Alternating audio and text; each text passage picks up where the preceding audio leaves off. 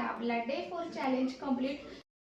स्वयंपाक किंवा जेवण फक्त पोट भरण्यासाठी नसतं, तर आपल्या घरातल्या प्रत्येक माणसाचं प्रेम जिंकण्यासाठी आपला प्रेमाचा रस्ता असतो, तो पोटातून जातो आणि त्यामुळे ना प्रत्येक गृहिणीला सुगरणीसारखा स्वयंपाक हा करताच आला पाहिजे। आता जे कोणी छान स्वयंपाक करतं ना त्याला सुगरण म्हणतात, हे प्रत्येकाला माहितीच असेल।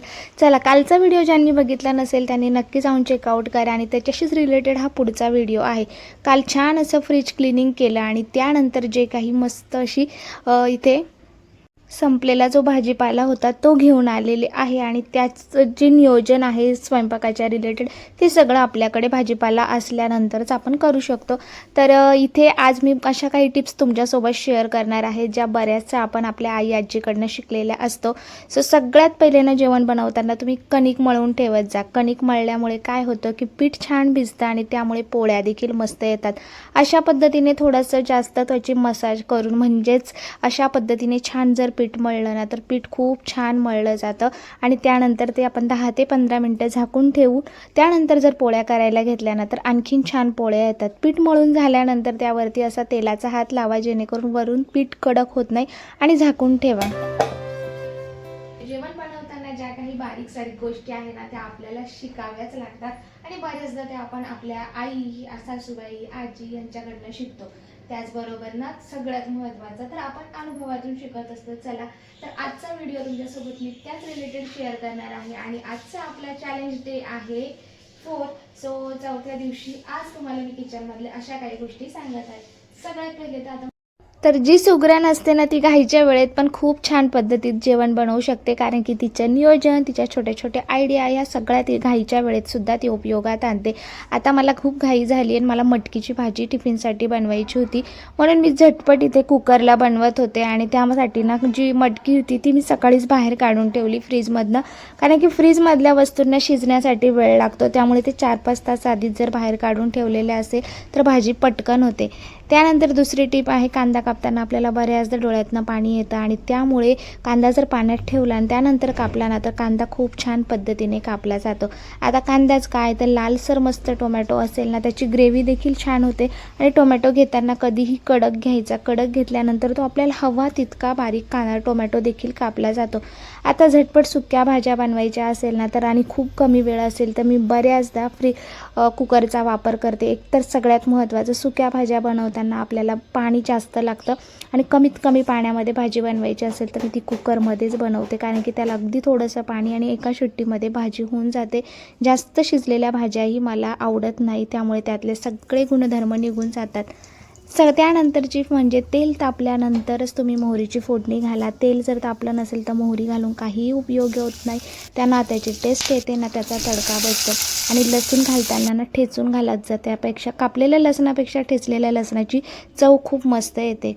कांदा परतवताना त्यामध्ये थोडंसं मीठ घाला जेणेकरून कांदा लवकर परततो आणि कांदा परतताना कधीच टोमॅटो सोबत घालायचं नाही। कांदा लालसर झाल्यानंतरच घाला जेणेकरून दोघांचीही टेस्ट ही वेगवेगळी आपल्याला मिळत असते।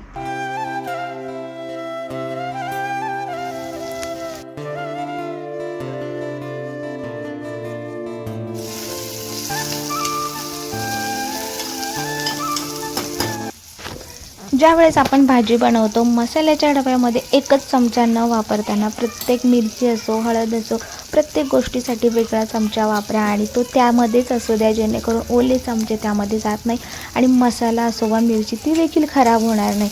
चला, तर इकडे बघा सगळं परतल्याशिवाय अजिबात इथं याच्यामध्ये आपल्याला मिरची किंवा मसाला घालायचा नाही आहे। त्यानंतर घातल्यानंतर मिनिटभर परतवून घ्यायचं आणि त्यामध्ये ही मटकी जी आहे ना ती देखील परतवून घ्यायची, ज्यामुळे ती मटकीला एक वेगळी टेस्ट येते आणि झटपट ही भाजी होते। यामध्ये मसाल्याऐवजी तुम्ही हिरवी मिरची देखील वापरू शकतात, पण माझ्या मुलांना ही अशीच आवडते आणि कोथिंबीर आहे ना वरतून जर घातली तर तिची टेस्ट आणि कलर तो देखील मस्त असा राहतो। ज्यावेळेस कुकरला बनवते ना त्यावेळेस अगदी चमचाभर पाणी घालते, त्यामुळे मटकी ना खूप मस्त शिजते आणि आपल्याला जास्त शिजवायची पण नाही आहे। एक शिट्टीमध्ये मटकीची भाजी रेडी होऊन जाते। सो चला, बऱ्याचदा मी घाईच्या वेळेस कुकरचाच वापर करत असते।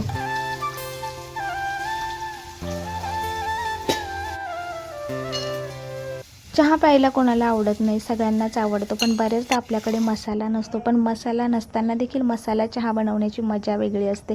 ती कशी तर बघा, इकडे गवती चहा, अद्रक नसेल तर तुम्ही सुंठ वापरू शकता. त्याचबरोबर इकडे माझ्या मसाल्याच्या डब्यामध्ये वेलची आहे, त्याचबरोबर जायफळ आहे. हे सगळं देखील कुटून जर आपण चहामध्ये घातलं तर अगदी मसाला चहासारखी टेस्ट यायला येते आणि झटपट आपला मसाला चहा देखील घरच्या घरी तयार होतो. या छोट्या छोट्या टिप्समुळे ना आपण नकळत आपल्या सगळ्या घरात गोष्टी असतात, पण आपल्याला माहीत नसल्यामुळे आपण त्या गोष्टी बनवत नाही. चला, एक शिट्टी झाली आणि छान आपली मटकीची भाजी इथे झाली आहे. तोपर्यंत मी इकडे पोळ्या बनवायला घेते आणि इतक्या वेळात मस्त असं पीठ भिजले. कधीही गॅसची लगेच बंद केल्या गेल्या कुकरचं झाकण काढायचं नाही. वाफेमध्ये मस्त अशी जी भाजी असेल किंवा खिचडी असेल ती छान शिजली जाते. चला, आता इकडे ना मस्त पोळ्या बनवून घेते. पीठ खूप छान मऊसूत असं आपलं पीठ इथे मळलं गेलेलं आहे, तुम्ही बघू शकतात.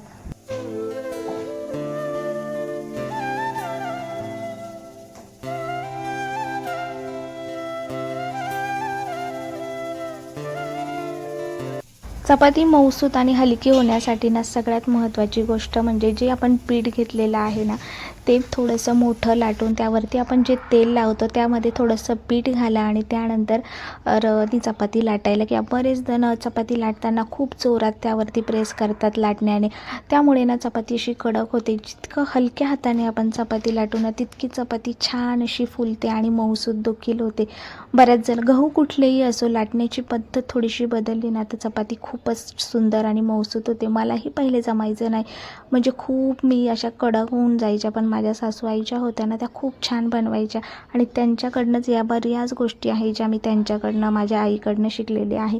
तर चपाती ना त्या खूप अशा सगळ्यात पहिले चपाती लाटताना त्या कडा लाटायच्या आणि नंतर आतली बाजू. असं म्हणतात ना, मुलगी पाहावी ओठात आणि भाकर पाहावी काठात, तसंच आहे. भाकरी असो या चपाती काठामध्ये छान लाटली ना तर ती चपाती छान फुलते आणि खायला देखील सगळ्यांनाच चांगली वाटते. सो अशा पद्धतीने मस्त मऊसूत चपात्या इथे माझ्या बनवल्या आहे आणि बऱ्याचदा ना माझ्या मते तरी खरी सुगरण तीच असते जी न आवडणाऱ्या गोष्टीही आपल्या घरातल्या माणसांना आवडीने खाऊ घालते. तर जसं माझ्या मुलांना तूप आवडत नाही, मग ते तूप त्यांच्या पोटात कसं जाणार, तर त्यांच्यासाठी मी छान अशा तुपाच्या चपात्या बनवते ज्या दुधासोबत, चहासोबत आणि किंवा त्यांच्या आवडती जशी पावभाजीच्या भाजीसोबत देखील आम्ही तुपाची चपाती खातो. खीर असेल, तळलेलं देण्यापेक्षा तुपाची चपाती ते खूप आवडीने खातात. असं तूप तर खाल्लं जात नाही, पण मग त्यामुळे देखील ते छान असं खाल्लं जातं. चपाती नेहमी काठोकाठ आणि मस्त अशी भाजली तर चपाती छान अशी कच्ची न राहता खायला देखील मस्त लागते.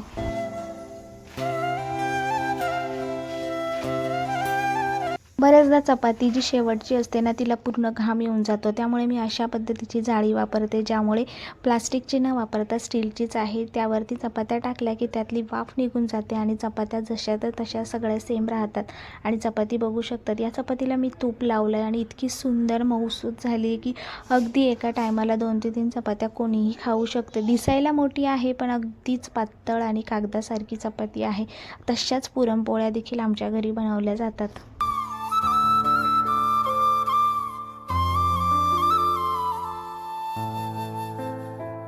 कुकरची वाफ काढली आणि त्यानंतर बघू शकतात झटपट अशी एका शिट्टीमध्ये मस्त अशी मटकीची भाजी इथे रेडी झाली आहे. टिफिन पण भरला आहे. आता पुढची जी तुमच्यासोबत मी ज्या काही टिप्स शेअर करणार आहे त्या आहे ग्रेव्ही किंवा मसाल्याच्या भाज्या. आपल्याकडे बऱ्याचदा कांदा, टोमॅटो सगळं जे काही आहे ते डायरेक्ट गॅसवर भाजलं जातं, पण गॅसवर भाजलेल्या गोष्टी खाणं अजिबात चांगलं नाही आहे. त्यामुळे मी बऱ्याचदा कांदा वगैरे सगळ्या गोष्टी तव्यावरच भाजत असते. त्यामध्ये भरपूर असा लसूण वापरला ना ग्रेव्हीच्या भाजीमध्ये तर खूप छान टेस्ट लागते. आलं असेल तर तेही तुम्ही वापरा. ते भाजत आल्यानंतर त्यामध्ये एक हिरवी मिरची आणि त्यासोबतच टोमॅटो भाजा. बऱ्याचदा तुम्ही हॉटेलच्या ज्या ग्रेव्ही बघत असाल ना त्यामध्ये या सगळ्या गोष्टी वापरल्या जातात आणि खूप जास्त काळं त्याला करायचं नाही. हलकासा त्याचा लाल रंग आला की मसाला काढून घ्यायचा. भाजलेल्या गोष्टीमुळे ना भाजीला चव छान येते आणि खूप जास्त खोबरं वापरतोय त्यामुळे भाजी छान होते असं अजिबात नसतं. कोणतीही गोष्ट प्रमाणात असली की तितकीच ती भाजी देखील चविष्ट लागते. कोथिंबीर वापरताना ना बऱ्यापैकी मी त्याच्यात देठ घेत असते. जास्त कोथिंबीर घातली तर भाजीचा कलर देखील बदलतो. त्यानंतर मसाला छान असा मी मिक्सरला बारीक करून घेतला. तेल छान तापल्यानंतरच त्यावरती आपल्याला मसाला घालायचा आहे. आता बऱ्याचदा आपण मसाला परतवताना त्यामध्ये पाणी असतं आणि पटकन जर मसाला फ्राय करायचा असेल तर झाकण ठेवायचं. जितकं एक्स्ट्राचं पाणी आहे ते सगळं वाफेच्या रूपात त्या झाकणाला लागतं आणि त्यानंतर आपला मसाला खूप पटकन परतवला जातो.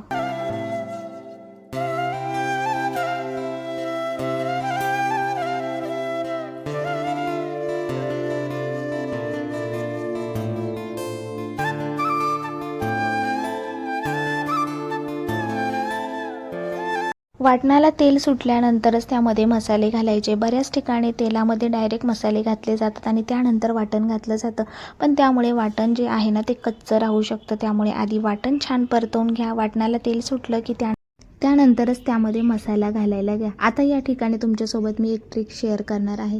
मसाले घालताना बऱ्याचदा आपली गडबड होते, त्यामुळे एका प्लेटमध्ये मसाले काढून घेतले की व्यवस्थित ते घातलेही जातात आणि न विसरता आपण सगळ्या गोष्टी व्यवस्थित घालतो. आता मी आधी पण जी सुकी भाजी केली ती मटकीचीच होती आणि आत्ताही केली ती मटकीचीच रस्सा भाजी आहे. आता भिजवून ठेवली होती त्यामुळे मला ती करायचीच होती, म्हणून रेसिपीमध्येही तुमच्यासोबत या दोन्ही त्याच भाज्या आलेल्या आहे. कधीही ज्यावेळेस आपण रस्सा भाजी करतो किंवा तिखट भाजी असेल तर त्यामध्ये आपण थोडीशी साखर घालायची. त्यामुळे एकतर तरी आणि चव जी आहे ती बॅलन्स होते. आणि गोडाची ज्यावेळेस रेसिपी करतो त्यावेळेस त्यामध्ये चिमूटभर मीठ घालायचं. त्यामुळे त्याचीही चव खूप वेगळी लागते. तुम्ही नक्की ट्राय करून बघा. रस्सा भाजी करताना नेहमी त्यामध्ये गरम पाणी घाला. एकतर भाजी जशी आहे तशी पटकन शिजते आणि त्यामुळे मस्त अशी तर्री यायला मदत होते. भाजी झाकण ठेवून छान शिजवल्यामुळे ना त्याची चव एक वेगळीच येते. मी बऱ्यापैकी या वांगी बटाटा असेल किंवा मटकी असेल किंवा कुठल्याही बऱ्यापैकी या भाज्या ना डायरेक्ट कढईत शिजवते, ज्यामुळे त्यातलं जे गुणधर्म आहे ते टिकून राहतात. बऱ्यापैकी कुकरला भाज्या केल्यामुळे त्यातले गुणधर्म कमी होतात, पण एका शिट्टीत आणि घाईच्या वेळेस करायचं असेल तर त्यावेळेस मी कुकरचा वापर करते. याच तर ठिकाणी नॉनव्हेजच्या रेसिपीज करायच्या असेल तर जो काही मी मसाला घेतला त्यामध्ये खडा मसाला देखील परतून घालते, पण व्हेज असेल तर त्यामध्ये मी खडा मसाला शक्यतो टाळते.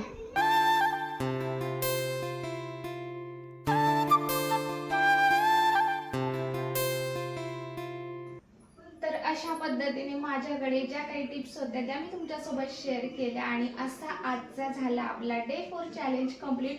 सो भेटूया पुन्हा एका नवीन ब्लॉगमध्ये आणि आपला असणार आहे उद्याचा डे 5 चॅलेंज.